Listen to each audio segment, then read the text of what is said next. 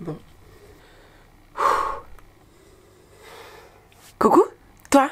On se retrouve aujourd'hui dans une nouvelle vidéo un peu particulière parce que je vais vous expliquer ce qui s'est passé pour moi ces derniers temps. Mi-janvier 2025, j'ai frôlé le burn-out. Et c'est de ça dont on va parler aujourd'hui. Alors burn-out, bore-out, j'en sais rien parce que je ne sais pas exactement ce que j'ai fait. Je vais vous expliquer un peu chronologiquement comment les choses se sont passées pour moi. Est-ce que j'ai eu des signaux avec le recul? Est-ce que j'aurais pu les voir? Est-ce que j'aurais pu éviter ça? Sachant que je dis que je l'ai frôlé parce que je ne pense pas avoir fait un burn-out ou un bore-out en tant que tel.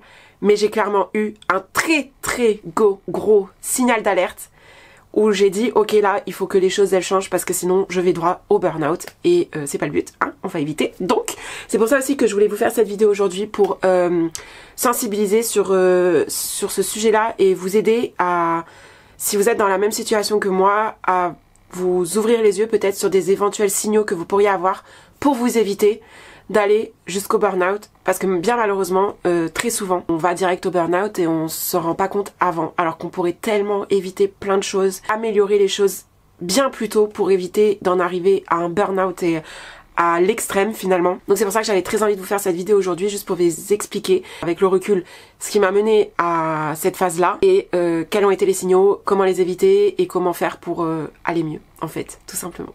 On va être sur une vidéo moins fun que d'habitude aujourd'hui, mais c'est pour la bonne cause, je pense. Et je vous invite d'ailleurs d'ores et déjà à venir en commentaire si jamais vous avez déjà souffert de burn-out ou si jamais vous y avez été pas loin d'en souffrir. Peu importe ce que vous avez à partager sur le sujet, je vous attends dans les commentaires dès maintenant parce que c'est très important d'avoir un maximum d'échanges d'expériences sur le sujet pour qu'on puisse sensibiliser au mieux et pouvoir tout simplement mieux gérer cette situation. Et éviter d'en arriver là, en fait, surtout ça. Voilà, ça va être une vidéo assez, comment dire, il y a de l'émotion pour moi dans cette vidéo. Je vous dis, ça fait même pas un mois et c'est encore tout frais. Mais en même temps, j'ai assez de recul pour vous en parler aujourd'hui. Mais il y a encore de l'émotion, il y a encore voilà, de la sensibilité dans ce sujet, donc ça risque d'être un peu décousu comme vidéo. J'ai quand même un plan, mais à tout moment je n'arrive pas à le suivre. Voilà, je vais être dans la vulnérabilité et dans l'authenticité dans cette vidéo. Donc s'il vous plaît, ne me jugez pas. Et je vous invite d'ailleurs à faire de même dans les commentaires pour qu'on puisse tous se soutenir et tout simplement aller mieux dans ce genre de situation. Déjà, l'avant ce burn-out. Enfin, je vais pas vraiment dire que j'ai fait un burn-out parce que honnêtement, j'ai vu un médecin, j'ai vu des professionnels. On m'a plusieurs fois comparé à des gens qui faisaient un burn-out sans pour autant poser ce diagnostic sur moi et ma situation. Donc, je ne me considère pas que j'ai été un burn-out, mais j'ai été à 1 millimètre vraiment de l'être, je pense. Donc heureusement, je pense que j'ai su mettre un stop avant de franchir la barrière et d'être de l'autre côté, du côté, on va dire, irréversible, bien que rien ne soit irréversible dans le burn-out. Je tiens à le préciser. Mais ouais, j'ai été à ça de passer du mauvais côté de la barrière, vous voyez. Donc je vais parler beaucoup de burn-out, de bore-out. En réalité, sachez que je pense que j'ai eu de la chance, finalement, dans mon malheur de janvier. Et ouais, alors comment le background un petit peu, comment j'en suis arrivée à péter un câble, on va dire. Vous le savez, je cumule à la fois un CDI à temps plein, 39 heures, donc pas 35 heures, hein, donc c'est-à-dire que c'est plus qu'un temps plein, c'est un 39 heures, depuis des années maintenant. Et à côté, je cumule en plus de ce CDI mon activité à mon compte en tant que freelance que j'essaye de développer tant bien mal réellement depuis l'année 2024, puisque voilà, j'ai toujours plus ou moins essayé d'entreprendre des petites choses, mais jusqu'à maintenant, jusqu'à 2024, j'essayais d'entreprendre, mais timidement, vous voyez. J'essayais des petits trucs, mais sans pour autant me dire que j'y allais à fond, que bien qu'au fond de moi, je rêvais d'y aller à fond, et que vous le savez que l'entrepreneuriat, pour moi, c'est vraiment mon objectif de vie. Jusqu'à fin 2024, mon objectif, c'était d'être à 100% à mon compte, et j'essayais tout, en fait, tout ce qui était possible et en mon pouvoir, pour atteindre cet objectif. Mais sans pour autant me mettre dans la difficulté, notamment financière. C'est pourquoi je cumule toujours, depuis des années, un CDI à côté parce que voilà, j'ai pas envie de faire les choses non plus bêtement et de me mettre dans la difficulté bêtement. Voilà. Début 2024, j'entame une formation en marketing digital. Fin 2023, je me dis en fait là j'en peux plus, faut vraiment que les choses elles bougent parce que enfin voilà, j'en ai marre en fait de tourner en rond et de pas y arriver. Et je me dis je vais pas y arriver toute seule, donc je décide de faire une formation plus pour me donner de la légitimité que pour m'apprendre le marketing digital ou le métier que je voulais exercer derrière. Parce qu'en réalité, avec le recul, les compétences, je les avais. Elle m'a quand même appris des choses auxquelles... en fait, elle m'a appris comment développer mon activité en ligne plus que comment exercer mon métier. Donc ça, c'est cool, mais c'est des compétences que je peux aussi utiliser dans mon métier plus tard. Donc vous voyez, c'est à double utilité. C'est utile pour moi pour développer mon activité en ligne, mais c'est aussi utile pour les clients, les potentiels clients que je vise. Donc c'était intéressant de faire cette formation et je regrette pas du tout d'ailleurs de l'avoir faite. Franchement, c'était une très bonne formation.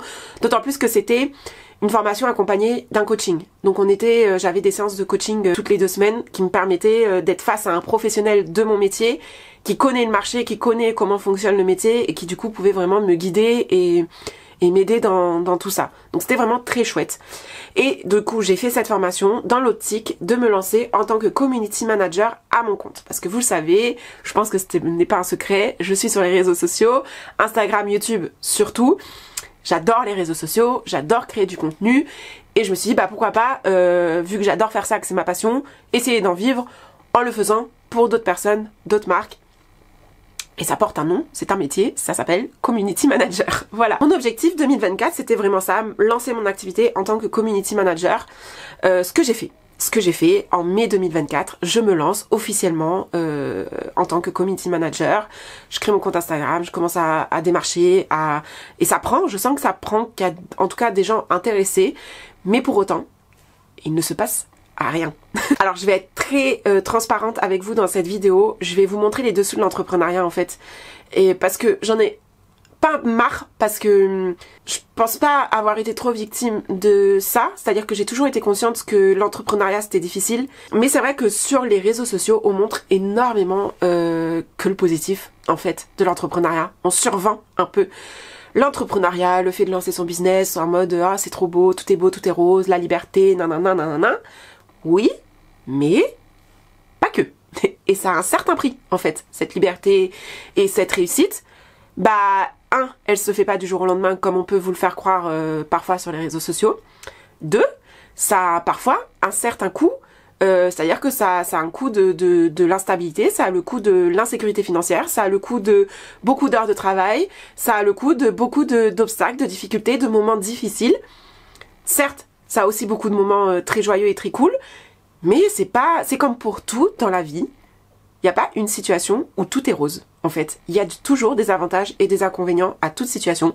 Dans le salariat, il y a des avantages et des inconvénients. Dans l'entrepreneuriat, il y a des avantages et des inconvénients. Donc ça, c'est le petit point que je voulais faire aussi dans cette vidéo, c'est que bien que je le savais, que l'entrepreneuriat c'était pas facile et que tout n'allait pas me tomber du ciel comme ça et qu'il allait falloir que je bosse, et moi j'ai aucun problème avec cette idée-là. En tout cas, à tort, peut-être, parce que du coup ça a fait que peut-être je me suis je me suis pas mise de limite. En fait, c'est vrai que moi j'ai toujours dit, le travail ne me fait pas peur. J'ai pas peur de travailler pendant des heures. J'ai toujours été assez bosseuse dans ma vie, même si j'ai aussi eu beaucoup de facilité, notamment dans mes études.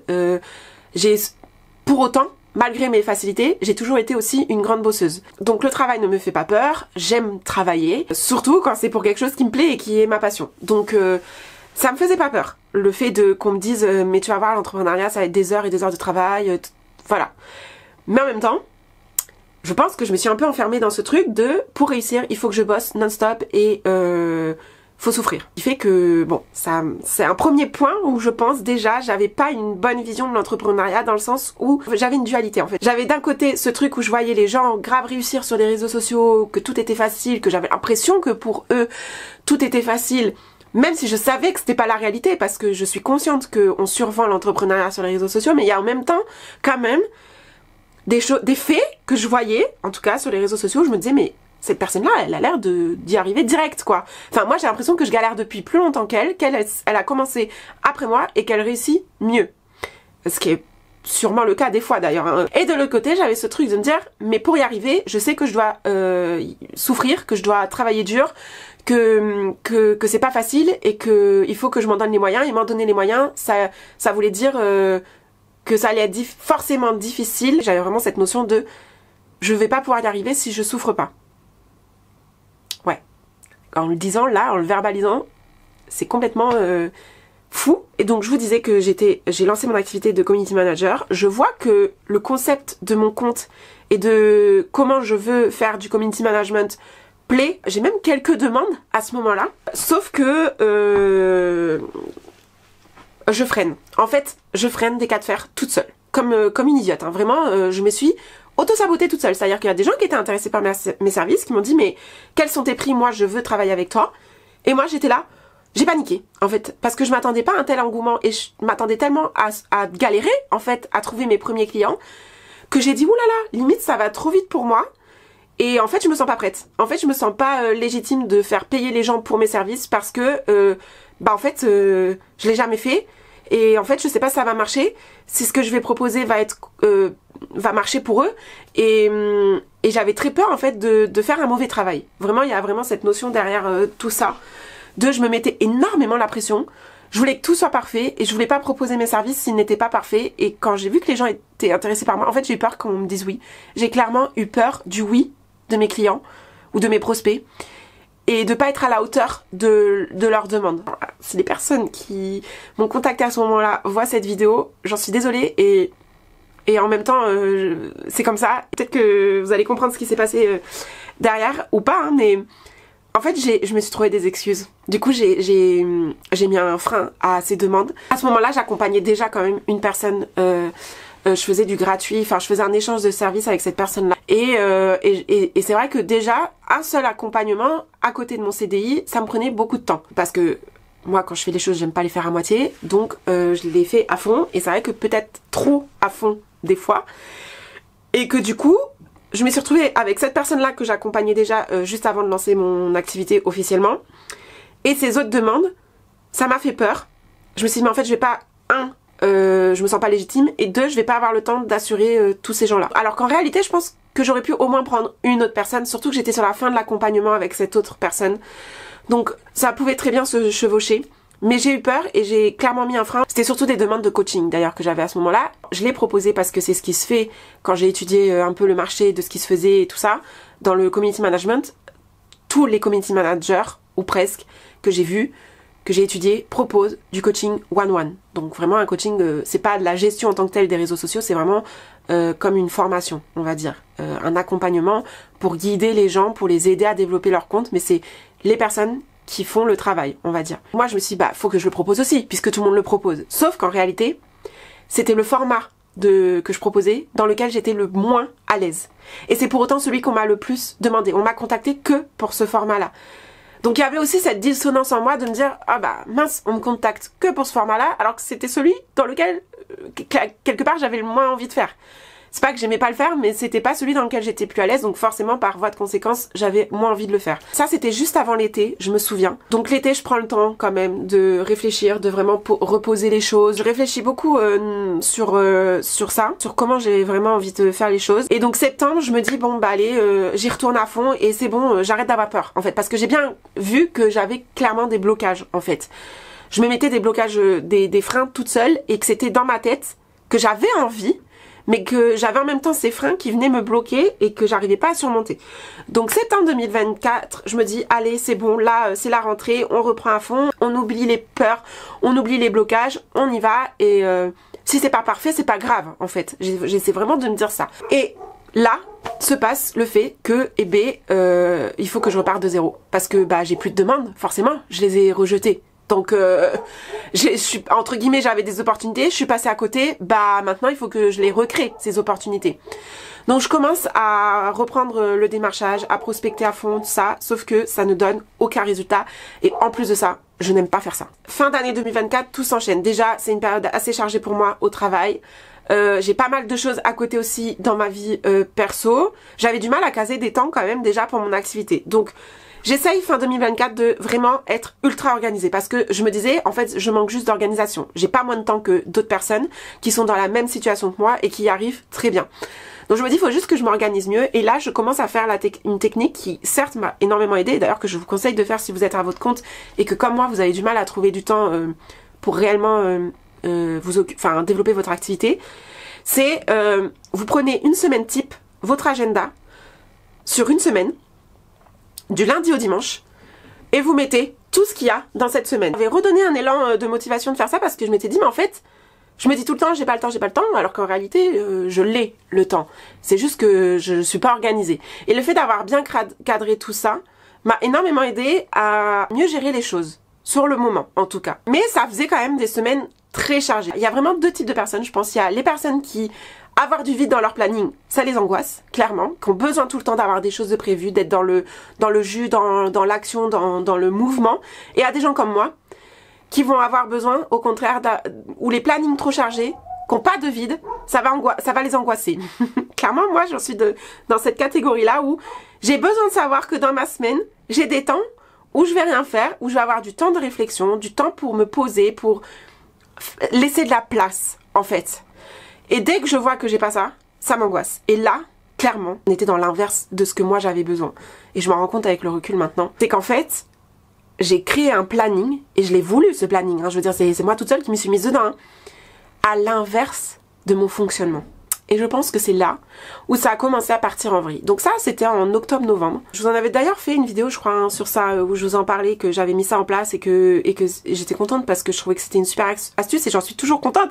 Je trouve toujours que c'est une super astuce, mais je l'ai mal appliquée, en fait, et je vous le dis aujourd'hui. Appliquez-le à votre fonctionnement, en fait, ce planning. Vous n'êtes pas obligé d'avoir des semaines ultra remplies, sans vide, si c'est pas votre manière de fonctionner. Donc, planifiez aussi ces moments de vide, quelque part. Et donc, je mets en place ce planning sur 2 semaines, 3 semaines, tout ça, et je sens, à un certain moment que, pas que je vrille, parce que, franchement, non. J'étais à la fois contente de me dire, ben, j'arrive à tenir ce planning, et en même temps, je voyais que plus le temps avançait, moins j'arrivais à le tenir. Donc, c'est un peu contradictoire, parce que, d'avoir fait ça, je voyais que ça m'aidait à mieux gérer mon temps, et en même temps, je sentais que le temps m'échappait, c'est-à-dire qu'il y avait des jours où finalement je n'arrivais pas à consacrer, malgré que je savais que j'avais ce temps-là, je n'arrivais pas à le prendre. C'est-à-dire que j'étais trop fatiguée, donc j'avais plus l'énergie et je pouvais rester assise sur mon canapé à me dire mais il faut que j'aille bosser, il faut que j'aille bosser, il faut que j'aille bosser, sauf que j'ai dans les pattes toute ma journée de travail, que j'ai dû m'occuper de mon chien et que là en fait je n'ai plus l'énergie pour ça. Mais pour autant, il fallait que je le fasse parce que si je le faisais pas, bah j'avançais pas. Bref, je me suis engrainée dans un planning et dans une vie qui finalement ne correspondait pas à mes besoins. Et je m'en suis pas rendu compte. Je m'en suis pas rendu compte sur le moment parce qu'au contraire, bah, je me disais, bah, c'est le prix à payer entre guillemets pour développer mon activité. À un moment donné, si je veux y arriver, il faut que j'arrête d'écouter mes besoins et voilà, faut que je fasse l'impasse à un moment donné sur pas sur mon bien-être, mais sur mes temps libres. Où pour moi c'était normal de plus avoir de temps libre pour pouvoir développer mon activité. Mais je sens que je perds en bien-être. Du coup, je le sens quand même que, ok, c'est cool ce planning parce que je vois qu'il me permet quand même de mieux avancer dans mon activité et de faire plus que ce que je faisais avant. Mais je sens que je perds en bien-être au quotidien et que va pas falloir que ça dure trop longtemps parce que sinon je vais pas tenir. Et c'est à ce moment-là d'ailleurs que je vous fais la vidéo sur ChatGPT qui crée ma vie de rêve. Je sais plus exactement comment j'avais appelé cette vidéo, mais je vous la mets dans le petit là. J'ai adoré faire cette vidéo d'ailleurs, et elle vous a beaucoup plu aussi, donc allez la voir si jamais le sujet vous plaît. Mais je me dis, voilà, ok c'est bien, là maintenant j'ai cadré un peu les choses pour mon activité pour mieux la développer, mais maintenant l'objectif ça va être de rajouter un peu de bien-être et de plaisir dans ces journées-là, parce que là j'avais plus de plaisir, plus de bien-être, et il fallait que ça change. Donc je tombe sur cette fameuse trend sur Instagram de ChatGPT qui nous dit comment, enfin qui nous crée un plan d'action pour atteindre notre vie de rêve, et je me dis bah tiens je vais essayer. Je le fais. Et j'adore l'exercice et j'adore ce que ChatGPT me propose, et je me dis ben voilà, en fait, j'explique ma situation actuelle, mes objectifs, et le plan d'action qu'il me propose, il me paraît ultra cohérent, il me donne envie en fait. J'ai envie de l'appliquer parce que j'ai à la fois des moments pour mon activité. Il me donne un certain équilibre en fait, ce plan d'action de ChatGPT, où je vais avoir des moments pour moi, pour mon bien-être, et en même temps des moments qui vont servir mon activité, son développement. Tout ça équilibré autour de mon activité en CDI. Donc je me dis trop cool, je vais l'appliquer. Je l'applique d'ailleurs en direct avec vous, je la teste en direct avec vous dans cette vidéo. Je vous dis que j'en suis ravie, que c'est trop génial et que je pense avoir trouvé le planning idéal pour développer mon activité comme il faut sur du long terme. Et vraiment j'applique cette routine mais tous les jours, j'adore l'appliquer tout ça, et puis mi-janvier, bam, je m'écroule. Je tiens quand même un mois avec cette routine, hein, un mois et demi. Sachant que, en même temps, ça c'est un point important aussi que je veux vous partager parce que je pense que chaque chose arrive pour une raison et que chaque chose arrive au bon moment. Et comme je vois que je galère quand même à développer mon activité et je sens, comme je vous le dis, je le sens depuis le début, que j'ai des blocages et des freins dans ma tête. Et du coup, j'entends parler d'une personne sur les réseaux sociaux qui fait du coaching mindset et je me renseigne un petit peu et en fait, je me rends compte que c'est exactement d'elle que j'ai besoin de ces services pour m'aider à soulever ces freins-là que j'ai et pouvoir vraiment tout exploser, on va dire, dans mon activité. Donc début décembre, j'entame, en plus de tout ça, un coaching mindset. Je suis surexcitée de commencer ce coaching mindset et vraiment je le prends vraiment comme la solution de la dernière chance. Donc déjà à ce moment-là, je pense que clairement, fin 2024, j'étais déjà en pré-burnout. Je m'en suis juste pas rendu compte. Mais je voyais que... Je m'en suis pas rendu compte que c'était à ce point-là. Et justement, j'ai fait appel à ma coach pour ça aussi. Parce que j'ai senti que il y avait quelque chose qui allait pas. J'en étais au point de me dire, mais en fait, je suis plus sûre de vouloir entreprendre. Je suis plus sûre de vouloir développer mon activité. Parce que tout me paraissait compliqué. Et j'avais plus aucun plaisir à ce moment-là à développer mon activité. Et donc, j'avais déjà plus aucun plaisir en général dans mon quotidien, c'est-à-dire que je me levais. Même ma routine qui était censée être ma routine bien-être du matin, vous savez que je vous ai expliqué dans la vidéo de ChatGPT, où je fais mes étirements, je fais ma respiration, je fais de la méditation, tout ça, c'est censé être pour mon bien-être. Même ça, quelque part je me disais je le fais parce qu'il faut que je le fasse, pas parce que j'en ai réellement envie. Je me disais parce que j'en ai besoin, mais pas parce que... Enfin, il y avait une contrainte quand même derrière de, je me lève pour faire ça. Ok, ça me fait du bien, c'est un fait, ça me fait du bien. Mais ça me rajoute une charge quelque part. Et je vous le disais d'ailleurs dans la vidéo que si ça vous rajoute une charge, faut pas se forcer, faut pas le faire. Le but c'est pas que ça rajoute une charge, c'est que ça enlève et que ça permette de mieux gérer la charge à côté. Et là, j'avais l'impression qu'à la fois ça m'aidait à mieux gérer, mais qu'en même temps, il y avait une part de moi qui le prenait comme une charge en plus. Donc c'est là où j'étais perdue en fait. J'étais perdue parce que quoi que je fasse, je sentais qu'il y avait des choses qui me faisaient du bien, mais que c'était pas assez pour vraiment tout compenser, tout ce que j'avais derrière qui me créait du mal-être. Vous voyez, c'était vraiment ça en fait. Les actions que je mettais en place étaient trop minimes par rapport aux besoins que j'avais à ce moment-là. Et ce qui fait que je m'enlisais dans un truc où finalement, j'avais plus aucun plaisir dans mes journées. Même les choses qui étaient censées me faire plaisir ne me faisaient plus plaisir. Donc je me levais, j'enchaînais tous les matins avec des il faut que je fasse ci, il faut que je fasse ça, et tout était millimétré. C'est-à-dire qu'il fallait pas que j'ai 5 minutes de retard, sinon ma journée était foutue. Vraiment j'en étais là, où si je voyais que dès le matin, je prenais 5 minutes de retard, je m'étais dit ça va être 5 minutes de retard le soir quand je vais partir au travail, donc 5 minutes en moins pour m'occuper, pas pour m'occuper de mon chien parce que je prenais pas sur le temps pour m'occuper de mon chien, mais 5 minutes en moins pour gérer mon activité. 5 minutes, c'est quoi dans une vie, dans une journée? C'est que dalle, on est d'accord. Mais pour moi, ça devenait 5 minutes, c'était comme si je perdais 1 heure dans ma journée et ça devenait vraiment la catastrophe. Et en fait, à ce moment-là, je ne le savais pas encore, mais j'étais clairement dans du surmenage. ce truc du corps qui réagit, c'est ma coach qui me l'a dit du coup quand on en a parlé après quand j'ai pété mon petit câble là en janvier. On a beaucoup travaillé sur cette phase-là aussi. En fait, là, mon corps, il avait un niveau de cortisol qui était tellement élevé à cause du stress qu'en fait, je ne redescendais jamais et que la moindre chose était un problème. Donc, même 5 minutes de retard, ça prenait une proportion énorme juste parce que ma dose de cortisol dans mon corps était beaucoup trop élevée. Et ça, c'est un fait. Je veux dire, ma coach m'a expliqué que c'était normal du coup que mon corps réagisse comme ça et se mette en stress pour 5 minutes parce que En fait, j'avais accumulé trop de stress. Je sentais surtout, et c'est ça qui m'a fait super peur, c'est que je sentais que j'aimais plus faire ce que je faisais, que je me battais pour être à mon compte et vivre de ma passion, mais que j'aimais plus cette passion. Donc j'aimais plus créer du contenu. D'ailleurs, vous le voyez depuis un bon moment maintenant, depuis des mois. Depuis fin 2024, je ne poste rien sur mes réseaux sociaux, si ce n'est des stories par-ci par-là. Mais, et c'est contradictoire d'ailleurs parce que c'est à ce moment-là où j'ai repris YouTube. C'est fin 2024 où j'ai repris YouTube, mais finalement, je pense que c'est un signe aujourd'hui qui aurait dû m'alerter aussi sur le fait que je n'allais pas bien. C'est que bizarrement, je reviens à YouTube à chaque fois. Enfin, en fait, je me rends compte que YouTube, c'est ma maison. C'est vraiment ma safe place. C'est là où je me sens bien. C'est vraiment le cœur de ma passion, YouTube. C'est là où tout a commencé. C'est ce que j'aime profondément faire. YouTube, c'est mon réseau social préféré. C'est là où je me sens le mieux, le plus à l'aise, le plus épanoui. C'est sur YouTube. C'est vrai qu'Instagram, j'aime un petit peu moins, disons-le. C'est pas le même type de contenu. Et mais j'aime quand même créer sur Instagram. Hein. Sinon, voilà, j'y serais pas depuis des années. Mais YouTube, pour moi, c'est vraiment le best, tu vois, c'est vraiment, et comme je vous le dis, c'est ma maison, YouTube c'est ma maison, et en fait, ce qui se passe, c'est que dernièrement, comme je veux absolument développer mon activité, et que je sais qu'Instagram a plus de portée que YouTube, et c'est aussi, faut le dire, plus facile que YouTube, parce que YouTube ça demande énormément de temps pour des résultats finalement beaucoup plus longs à avoir et beaucoup moins, je vais pas dire performant, mais sur Instagram on peut être dans la performance beaucoup plus vite.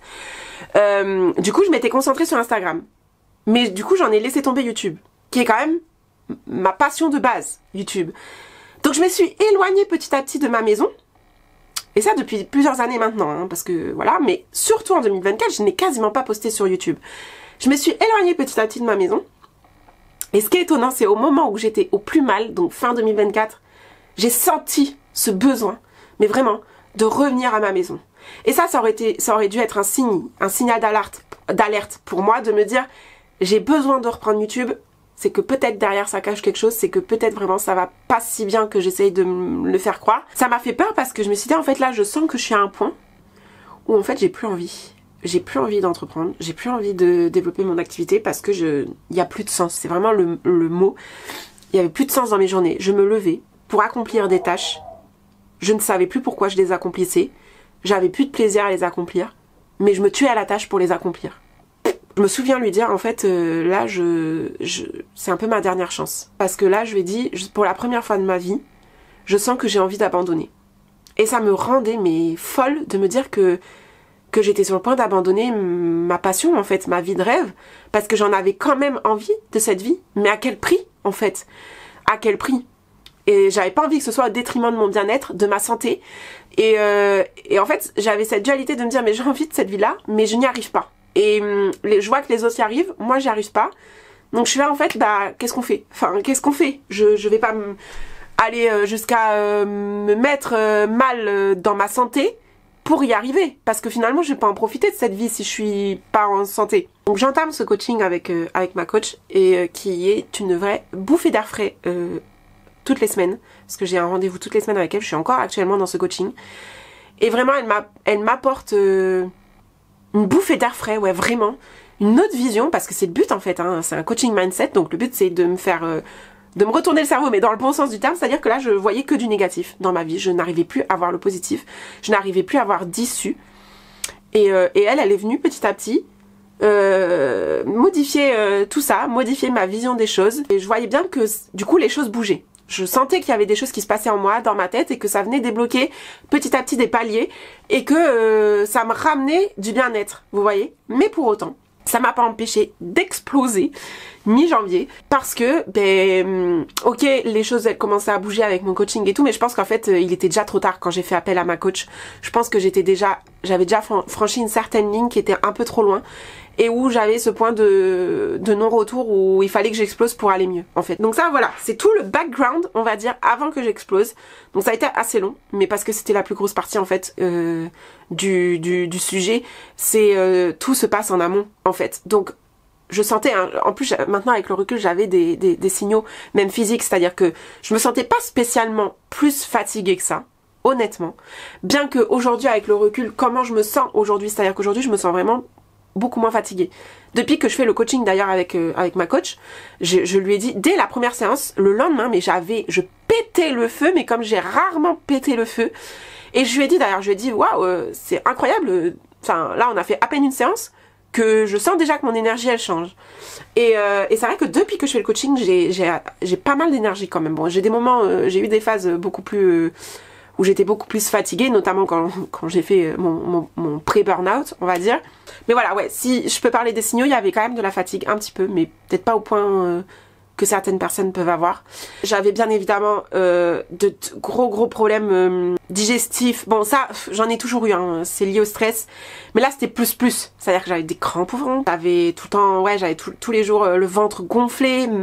Vraiment j'étais pas bien au niveau digestif. J'étais surtout très irritable. Ça c'est vraiment le point number one chez moi qui aurait dû m'alerter mais dès le début, et sachant que je pense que c'est quelque chose que je traîne quand même depuis pas que l'année 2024, que je traîne en réalité depuis mon déménagement à Bordeaux. C'est vrai que depuis que j'ai déménagé à Bordeaux, je suis beaucoup plus irritable, et je pense qu'en réalité mon burn-out ou mon pré-burn-out, ou appelez-le comme vous voulez, je le traîne depuis 2 ans. Ça fait 2 ans maintenant que je suis rentrée à Bordeaux. Avant j'étais à Paris. Voilà, ceux qui me suivent depuis longtemps, vous le savez. Mais j'ai déménagé à Bordeaux, donc j'ai changé complètement de vie, de travail, d'environnement, d'amis, de tout. Et en plus de ça, j'ai adopté quelques mois après mon chien. Donc j'ai changé toutes mes habitudes. Donc ma vie, en fait, a changé du tout au tout en l'espace de quelques mois. Ce qui était génial parce que je réalisais tout ce que j'avais eu envie de réaliser depuis des années, de repartir vivre à Bordeaux, d'avoir mon chien, voilà, je construisais la vie que j'avais envie. Mais en fait, je pense que le changement a peut-être été trop brutal par rapport à ce que j'avais besoin. Et donc je sens depuis 2 ans que je suis plus irritable que d'habitude, sachant que je ne suis pas du tout quelqu'un de colérique. De base, je suis quelqu'un de très calme, de très posé, et je ne pète jamais de colère comme ça. Et les rares fois où j'ai pété des colères, c'est qu'il y avait une vraie raison, vous voyez. Et là, ça fait 2 ans que je sens que je m'irrite et que je pète des colères, mais pour des détails. Et moi-même, je le sens, je le vois quand je pète ma colère. Sur le moment, je me dis mais pourquoi tu t'énerves en fait? Enfin, tu es en train de monter en pression et en colère pour rien. Et ça m'énerve encore plus du coup, vous voyez, mais bon. Je sens que j'ai un problème avec l'irritabilité et la colère depuis quelques années maintenant. Et finalement, avec le recul, j'étais encore plus irritable là en année 2024 et fin d'année 2024, c'était vraiment quelque chose. L'irritabilité, c'était toutes les semaines, voire tous les jours, où le moindre truc qui n'allait pas dans le bon sens me faisait péter un câble. Et ça, c'est un symptôme du burn-out. Et je ne le savais pas. Je ne le savais pas. Je sentais bien que c'était pas normal mon irritabilité, mais pour autant je me suis pas... Vous voyez en fait les signaux, je les ai vus, je les voyais, mais je me suis pas dit que c'était au point d'en arriver là où j'en suis arrivée. Donc l'irritabilité, la fatigue, problèmes digestifs, je pleurais des fois le matin.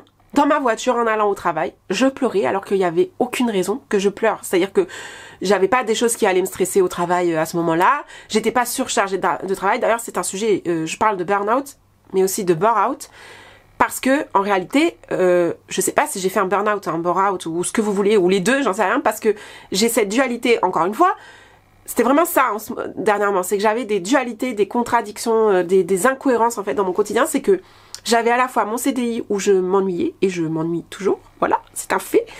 Donc j'avais ce truc où je suis pas du tout submergée de travail dans mon CDI, donc j'ai pas ce stress d'aller travailler, puisque finalement je n'ai pas de pression, vu que j'ai pas plus de travail que ça. Enfin je veux dire, je ne suis pas débordée. Donc c'est pas vraiment un burn-out, puisque dans le burn-out, il y a cette notion de on est surchargé de travail. Moi je suis pas surchargée. Donc j'avais pas le stress d'aller travailler, mais j'avais juste pas l'envie, parce que je savais que j'allais m'ennuyer, en fait, et faire des choses toute la journée qui ne me plaisent pas, ou qui ne me plaisent plus. Donc, ça pouvait m'arriver le matin de pleurer, mais je savais pas vraiment pourquoi je pleurais, parce que finalement, j'avais pas... j'avais pas trop envie d'aller bosser, mais comme tout le monde, j'ai envie de dire, il y a beaucoup de gens qui n'ont pas envie d'aller bosser. Est-ce qu'ils en sont au point de pleurer dans la voiture en allant au travail? Non. Moi, oui. Je me mettais à pleurer, mais sans raison, vraiment d'un coup. Des fois, c'était même au réveil, je posais un pied par terre, je pleurais, et je disais, mais pourquoi je pleure? J'en sais rien. Et je mettais ça sur le coup de la fatigue. Je me levais en mode pilote automatique. Et je faisais, comme un robot, tout ce que j'avais à faire dans ma journée, mais j'avais plus d'émotions. J'avais des émotions, mais voilà, je laissais plus de place à rien. Je fonçais, comme ça avec des œillères, et il y avait plus de sens. Du coup, voilà, c'est tout ce qui a fait que j'ai explosé mi-janvier. Et en fait, qu'est-ce qui s'est passé? Donc je me souviens avoir eu un coaching avec ma coach la veille. J'ai travaillé sur ce que je voulais réellement faire. Qu'est-ce que je préférais faire dans le community management? Qu'est-ce que je voulais réellement proposer à mes clients? Et on parle de ça avec ma coach et je me souviens que je me mets à pleurer. Je me mets à pleurer alors qu'il n'y avait aucune raison de pleurer à ce moment-là. On parlait naturellement de tout ça et des blocages que j'avais certes par rapport à tout ça, mais aucune raison de pleurer. Donc je sens que déjà la séance elle me remue. Et le lendemain, mais je pense en réalité, bon, tout est lié, mais en même temps tout n'est pas lié. C'est-à-dire que là, ok, j'ai eu ce coaching-là et qui est venu remuer des choses, mais je pense que j'aurais fait ce que j'ai fait après quand même si j'avais pas eu ce coaching-là. Le lendemain de ce coaching-là, je me lève donc pour aller travailler comme tous les matins. Et en fait, avant même de me lever, fin de nuit, je sens que je me sens absolument pas bien du tout. C'est-à-dire que j'ai des douleurs dans le haut du corps et je connais très bien ces douleurs, mais sur le moment, je me dis non, c'est pas possible, c'est pas ça. Je me réveille en fin de nuit avec des douleurs dans tout le bras gauche, le thorax, enfin la cage thoracique plus, la gorge, mais vraiment des douleurs. Je sais même pas comment les expliquer en fait, mais je connais cette douleur et c'est ça où je me dis oh c'est pas ça quand même, mais sachant qu'on était en plein dans la période des grippes et que je savais que la grippe était particulièrement violente à ce moment-là, je me suis dit oh non me dis pas que je me suis chopé la grippe. Et en même temps ces douleurs là je les connaissais bien comme je vous dis parce que je les ai ressenties à 2 moments dans ma vie, 2 fois, donc très rarement mais ça m'est arrivé. Et c'est 2 fois où j'ai fait de la spasmophilie. Donc je sais pas si vous savez ce que c'est, mais c'est je sais pas trop comment l'expliquer d'ailleurs, mais pour l'expliquer simplement et avec mes propres mots et ma propre expérience, c'est comme une forme de crise d'angoisse. La spasmophilie, c'est lié au stress, aux angoisses. Et en gros, c'est des douleurs dans le corps qui vont venir presque vous paralyser. Alors moi, elles me paralysent pas pour le coup. Je sais qu'il y a des gens que ça peut paralyser, ça peut créer des tremblements et tout même. Moi, ça me crée rien de tout ça, c'est juste que j'ai extrêmement mal dans mon corps, mais je peux bouger mon corps exactement comme s'il avait pas mal. C'est ça qui est très perturbant d'ailleurs parce que en apparence tout va bien, j'ai pas de douleur, j'ai pas mal, mais c'est vraiment au fond, dans mon corps. En fait ça fait un peu comme les douleurs quand, je sais pas si ça va vous parler, je le compare énormément à ça pour expliquer aux gens ce que je ressens à ce moment là parce que comme c'est très abstrait, les gens ils comprennent pas. Et pour qu'ils comprennent, je trouve que c'est la meilleure façon que j'ai trouvé pour leur expliquer. C'est presque comme la même douleur que quand, vous savez, quand on est petit et qu'on grandit, on a des douleurs dans les jambes comme des espèces de crampes, mais continues. Et ben ça me faisait ça. Ça me faisait ça, mais dans tout le haut du corps. Et ça me brûlait la cage thoracique, ça me brûlait la gorge, mais ça me brûlait pas comme quand je suis malade et que je déglutis et que ça me brûle. Là, ça me brûlait comme si on m'avait serré la gorge trop fort pendant trop longtemps. En même temps, j'avais des nausées, en même temps, j'avais la tête qui tournait. Donc je me suis dit, non, mais ça se trouve, c'est juste la grippe qui est un peu bizarre cette année et qui me provoque ça, quoi. Donc je me souviens que je me lève, j'étais pas bien, je pleurais. J'ai pleuré tout le temps de me préparer, mais je me suis préparée et je suis allée travailler en me sentant pas bien, en me disant ça va passer. Et donc je fais ma petite matinée comme ça, mais en fait plus la matinée passe, moins je me sens bien. Plus je me sens, j'ai la tête qui tourne, je me sens faible, les douleurs elles disparaissent pas, au contraire. Et mes collègues le voient. Les collègues, je m'en cache pas non plus, faut dire ce qui est, parce que je ne peux pas le cacher. De toute façon, je pense que j'avais le teint aussi blafard à ce moment-là. Et je dis, je me sens pas bien, vraiment je me sens pas bien. Moi-même, je me dis, j'ai dû choper la grippe, quoi. J'ai dû choper la grippe parce que je sentais que je commençais à avoir de la fièvre, à me sentir fiévreuse en fait. Et donc je ne finis pas la journée. Je dis à ma responsable, écoute, je pose mon après-midi, je me sens vraiment pas bien, je sais pas ce que j'ai, je vais me reposer. Je rentre chez moi, je dors. Je dors toute l'après-midi, mais j'ai toujours mal. Toujours mal dans mon corps, toujours la tête qui tourne, toujours un peu envie de vomir de temps en temps. Vraiment, je me sens pas bien. Et moi-même, je sais pas ce qui m'arrive, c'est-à-dire que j'exclus pas que je fasse de la spasmophilie et une sorte de crise d'angoisse, mais j'exclus pas non plus le fait que j'ai peut-être la grippe parce que j'ai des symptômes en plus que je n'ai pas d'habitude quand je fais de la spasmophilie. Donc là je me dis bon, il y a quelque chose quand même qui est pas trop normal. Le lendemain je me sens encore pas bien. Heureusement on était vendredi, donc le week-end allait arriver, donc pareil je vais pas bosser le vendredi, je suis malade. Passe le week-end je commence à aller un peu mieux.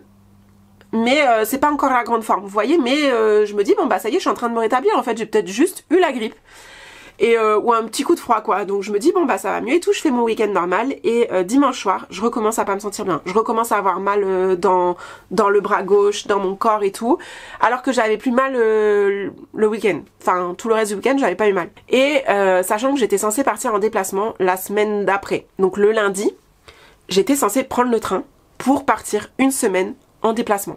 Donc je me dis, ah, ça pue. Là, je commence à me dire, il y a un truc qui va pas. C'est pas une maladie. Enfin, c'est pas une maladie, une grippe. C'est pas un virus que j'ai chopé. Je commence à me dire, est-ce que je refais pas une crise d'angoisse? Et est-ce que finalement, c'est pas plus grave que ce que je pensais? Que ça va pas passer aussi facilement que ce que je pensais. Je fais ma nuit tranquille et tout. Je redors pas ultra bien parce que j'ai encore mes douleurs et tout. Et le lundi matin, je me lève. Et là, c'est la catastrophe. En fait, là, c'est la catastrophe parce que ça a été le déclencheur de tout le reste. Où là, je me suis dit, ok, c'est pas normal ce qui se passe. Je me lève, je pose à peine le pied par terre. Je me mets à pleurer. Mais à pleurer, moi-même, j'ai pas compris. C'est sorti tout seul, j'ai rien contrôlé. Et je me prépare quand même, donc je refais comme le jeudi, hein. Je suis en PLS de ma life, c'est-à-dire que je n'arrive pas à bouger mon corps, je n'arrive à peine à me lever et à tenir debout, c'est-à-dire que j'ai la tête qui tourne, je me sens faible, j'ai pas de force, j'ai mal partout dans le haut du corps, j'ai des nausées, je me sens vraiment mais pas bien.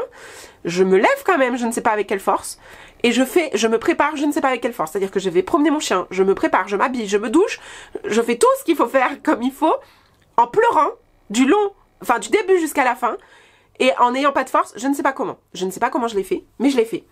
Et je pleure, et je pleure, et je pleure. Et là, je sens que en fait, je n'y arrive pas, enfin que vraiment, je n'y arrive pas. Donc je finis de me préparer quand même. Et là, il est l'heure de partir. Et je me souviens me poser dans le lit. Et en plus, je devais dire au revoir à mon copain et à mon chien. Parce que je partais après en déplacement pour toute la semaine. Donc j'allais pas le revoir de la semaine. Et donc je me souviens m'asseoir dans le lit, commencer à dire au revoir à mon copain et à pleurer. Et à pleurer. Et en fait, j'arrivais plus à me lever du lit. Rien que de le dire, ça remonte.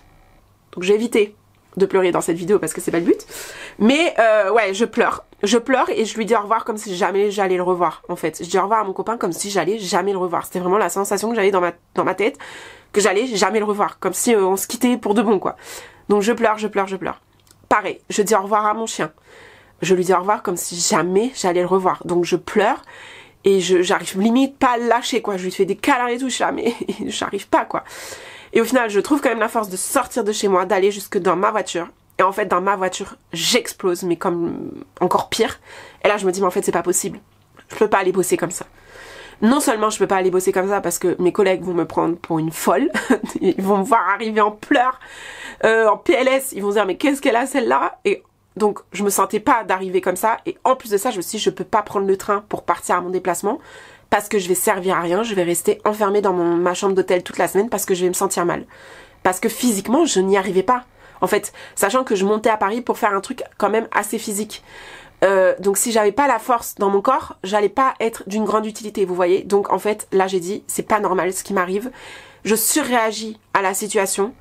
Il y a vraiment un truc qui est pas normal. C'est-à-dire que ma tête veut y aller, veut faire les choses, mais mon corps refuse. C'est comme si quelque chose m'en empêchait. Donc là, je mets un terme à tout, en fait, enfin à tout, c'est-à-dire que je me mets en arrêt, je vais voir le médecin. Il me dit qu'effectivement, je fais de l'anxiété aiguë, donc de l'anxiété par crise, et on me compare un peu au burn-out. Donc on me dit pas que je fais un burn-out, mais on me compare à des personnes qui font un burn-out. Ou encore une fois, un burn-out. Parce qu'en fait, j'étais en burn-out dans mon activité, dans le développement de mon activité en freelance, parce que je me mettais une pression dingue pour tout faire et j'avais des listes à rallonge de choses enfin pas forcément à rallonge mais des trucs que je devais absolument faire qui me mettaient grave la pression, et de l'autre côté j'avais mon CDI où je m'ennuyais et où je faisais un burn-out en fait, je pense clairement. Donc pour ceux qui savent pas, le burn-out c'est le fait de, dans les deux cas, que ce soit burn-out ou burn-out, il y a de la perte de sens.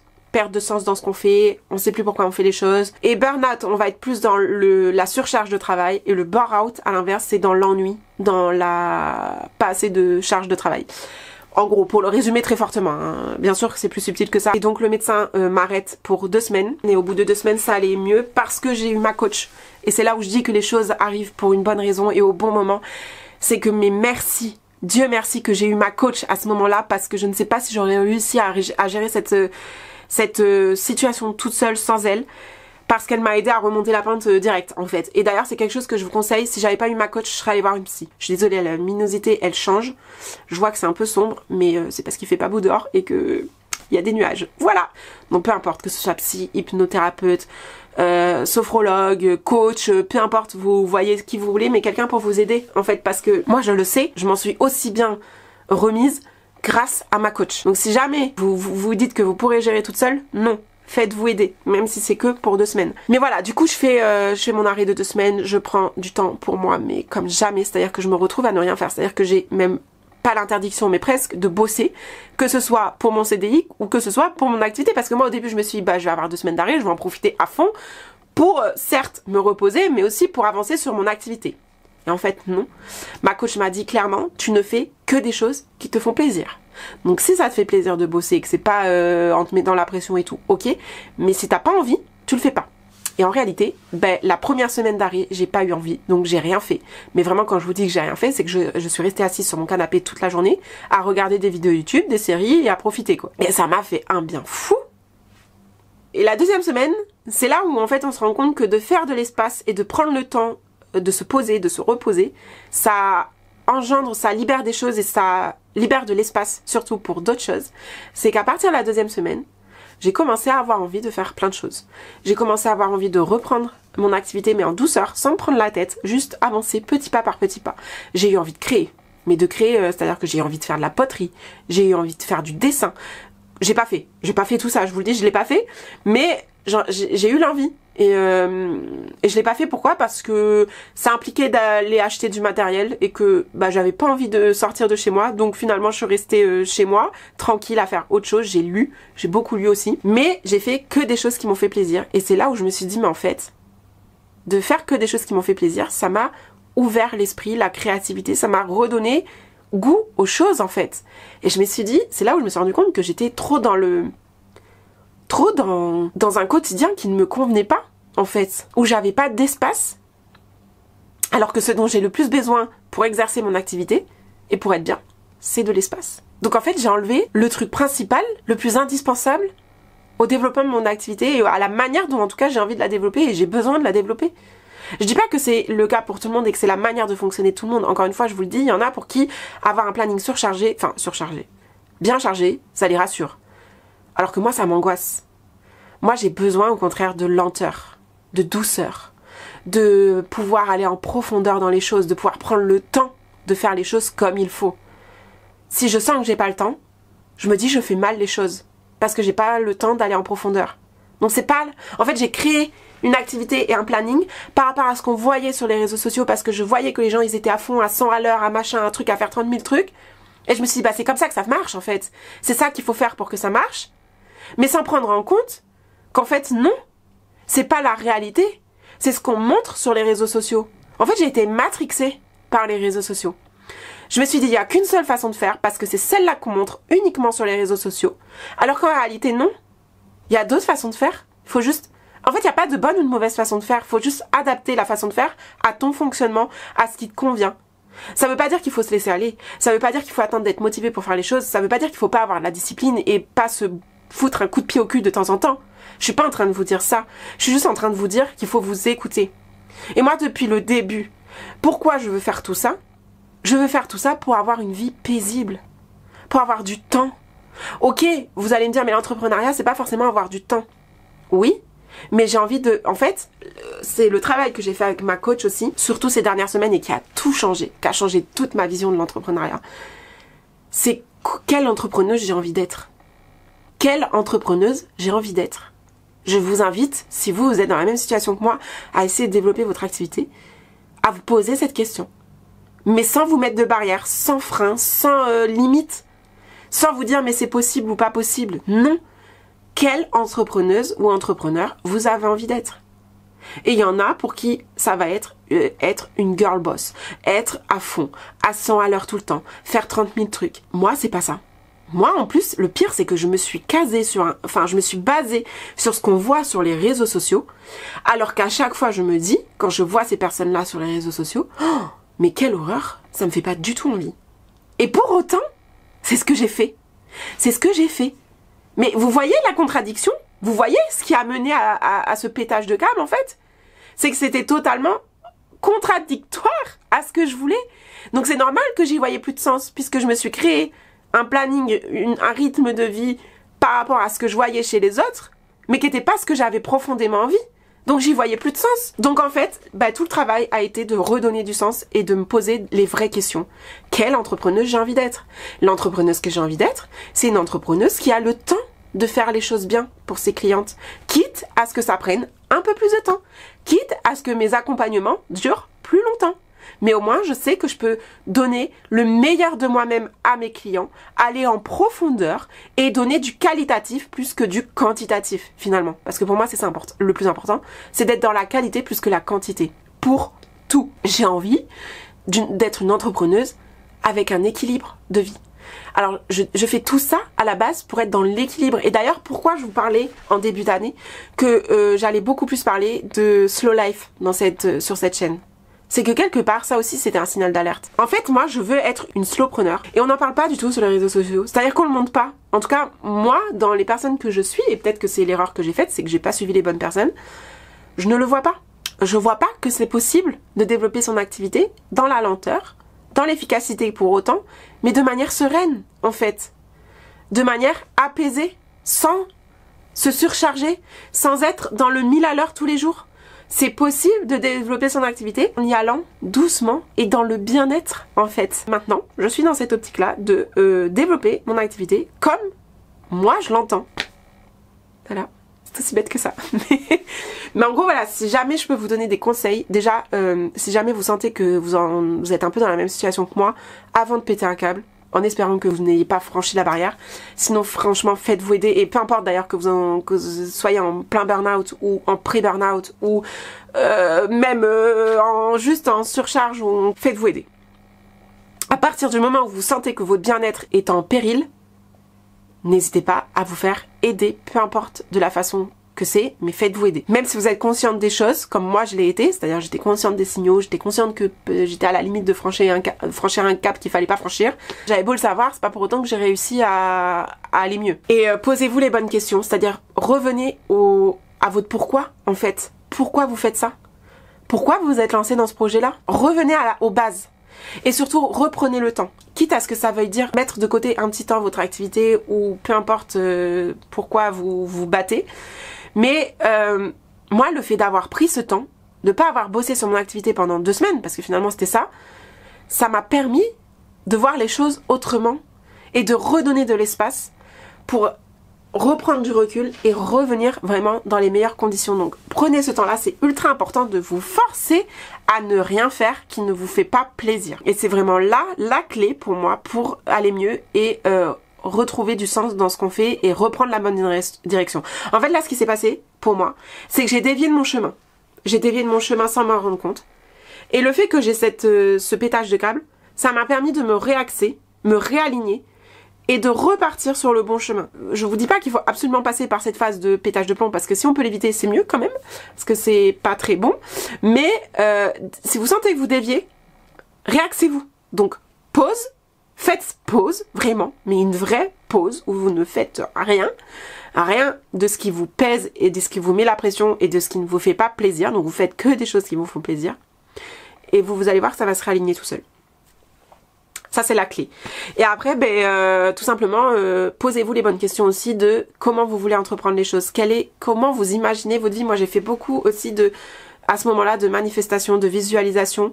C'est vraiment quelque chose qu'on a mis en place avec ma coach pour que vraiment, pas seulement imaginer comment j'ai envie d'entreprendre, mais le créer aussi et me rendre compte que c'est possible finalement. Et là, aujourd'hui, j'en suis persuadée, je sais que c'est possible d'entreprendre en mode slow, sans souffrir, sans être à 100 à l'heure, sans s'épuiser en fait, de pouvoir créer son activité et sa vie de rêve dans le bien-être et la sérénité. Et c'est vraiment ce que j'ai envie de vous partager, c'est aussi pour ça que je voulais vous faire cette vidéo aujourd'hui, pour vraiment marquer le coup et vous dire bon voilà, jusqu'à maintenant j'ai fonctionné comme ça a été une grave erreur parce que voilà où ça m'a amené. À partir de maintenant, je vais vous partager beaucoup plus sur ma chaîne comment je développe mon activité de manière slow et comment je vais vers cette slow life dont je rêve tant et qui je sais est ce qui me correspond. Parce qu'aujourd'hui je sais que c'est ça que je veux plus une vie à 100 à l'heure, je veux plus une vie remplie de contraintes, je veux juste une vie qui m'inspire, dans laquelle je suis dans la lenteur, dans le moment présent, où je peux profiter de chaque instant et où j'ai un équilibre entre chaque aspect de ma vie. Où au final, mon travail s'adapte à ma vie. Et c'est pas ma vie qui s'adapte à mon travail. Ça peut paraître très utopique, dit comme ça. Mais je vous assure que je crois fermement que c'est possible, puisqu'il y en a qui arrivent, je le sais, j'ai eu des exemples de personnes qui arrivent, et c'est ce que je vais vous partager dès maintenant, dorénavant sur ma chaîne. C'est, entre autres, hein, bien évidemment, on va rester sur les sujets que j'aborde, mais tout est lié finalement, c'est lié au bien-être pour moi. On va être dans l'entrepreneuriat bien-être, maintenant, sur cette chaîne, et je vais essayer de vous partager un max mon parcours, mes astuces, mon quotidien, aussi bien le positif que le négatif d'ailleurs, parce que le but c'est pas de vous montrer que tout est facile et tout est positif, non, je vais vous montrer aussi les moments où j'ai un peu plus de difficultés et les moments où peut-être cette slow life elle sera pas possible, parce que encore une fois on est toujours dans cette idée d'équilibre, c'est-à-dire que pour moi la slow life c'est pas une vie linéaire comme ça, paisible tout le temps, tous les jours, non, ça reste la vie, de toute façon elle n'est pas comme ça, c'est pas possible, la vie elle est toujours faite un peu de haut et de bas, mais l'idée c'est de réussir à créer un équilibre autour de tout ça. Et c'est vraiment ce que j'ai envie de vous partager maintenant sur cette chaîne, et j'ai envie qu'on fasse ce chemin ensemble en fait, vous emmener avec moi dans ce chemin de vie. Donc voilà en gros pour ce que j'avais à vous dire sur le sujet. Donc n'hésitez pas à me dire en commentaire, à partager toutes vos expériences, si vous avez des astuces aussi, à me dire si vous avez des questions, des choses que vous auriez aimé que j'aborde et que j'ai pas abordé ou pas suffisamment. Je répondrai à vos questions avec grand plaisir, voire j'en ferai d'autres vidéos. Sachez que si jamais vous vivez cette situation, bah ça passe, mais ça passe pas tout seul. Ça passe si on se fait aider, ça passe si on met en place des choses, si on s'écoute, si on prend soin de soi, ça passe par le temps en fait, tout simplement, par ralentir le temps. Et d'ailleurs j'ai très envie de finir cette vidéo sur un post que j'ai vu hier et sur Instagram et qui m'a énormément parlé, qui a fait grave sens avec tout ce que j'ai vécu ces derniers temps et qui je pense en fait est la clé de tout ce qui s'est passé pour moi ces dernières semaines et qui peut être aussi votre clé. Donc c'est un post de Romanifest, je sais pas si vous la connaissez, moi je la connaissais pas avant de tomber sur son post, mais en gros elle parle de manifestation et c'est vrai que c'est quelque chose, ça aussi, dont je vais beaucoup plus parler je pense sur ma chaîne, parce que c'est quelque chose que j'expérimente dernièrement grâce à ma coach et que je trouve ultra puissant. Je le savais déjà hein, que c'était puissant, mais je l'avais jamais, j'avais essayé de l'appliquer un petit peu mais j'avais pas les bonnes techniques je pense pour l'appliquer, et là je vois un vrai changement en fait, pour tout vous dire. C'est pareil, je vous en parlerai dans une prochaine vidéo, parce que celle-ci est déjà suffisamment bien longue, mais elle parle de la manifestation. Et en gros, elle dit: tes manifestations ne sont pas censées venir combler les vides que tu as en toi. Tes désirs sont des bonus à ta vie. Plus tu as besoin que ton désir se manifeste, plus tu es dans une énergie de résistance qui repousse ton désir. Et c'est vrai que moi c'est ce qui se passait ces derniers temps, c'est que je sentais que j'étais dans la force, dans le besoin, dans la résistance, et c'est ce qui a fait qu'en fait j'ai dévié et qu'au final j'ai repoussé tout ce que je souhaitais atteindre, et que c'est là où je me suis dit bah en fait je fais tout ça, mais là en fait je suis pas du tout en train d'aller vers ce que j'ai envie, c'est pas ça que je veux. Mais pour autant je continuais tête baissée, parce que j'étais pour moi dans la résistance. Et plus tu es détaché, la loi du détachement est une des lois universelles, elle précise. Plus tu es détaché, plus tu attires ce que tu souhaites, avec une énergie de confiance. Donc en fait, le secret c'est ça les gars. C'est arrêter d'être dans la résistance. Parce qu'en final, le burn-out c'est ça, c'est qu'on résiste, on résiste, on résiste. On est dans le combat, dans la confrontation, alors qu'en réalité, il faut qu'on lâche prise. Parce qu'on n'est pas dans la bonne énergie, et c'est comme ça qu'on vient repousser tout ce qu'on désire et qu'on vient créer un vide, un manque de sens et une explosion qui mène au burn-out. Alors que si on est dans une énergie de on lâche prise, on se détache de ce qui arrive, ok on sait ce qu'on veut, mais on fait confiance. On fait confiance que ça va arriver quoi qu'il arrive, justement. Et bien les gars, ça change tout. Déjà, on se met beaucoup moins l'impression. Et en plus de ça, on attire beaucoup plus facilement les choses. C'est sur ces belles paroles que je vais vous laisser, qu'on va arrêter la vidéo ici. Encore une fois, prenez soin de vous. N'hésitez pas à partager votre expérience dans les commentaires, comme je l'ai déjà dit. Et puis bah quant à nous, on se retrouve vite, j'espère, dans une prochaine vidéo.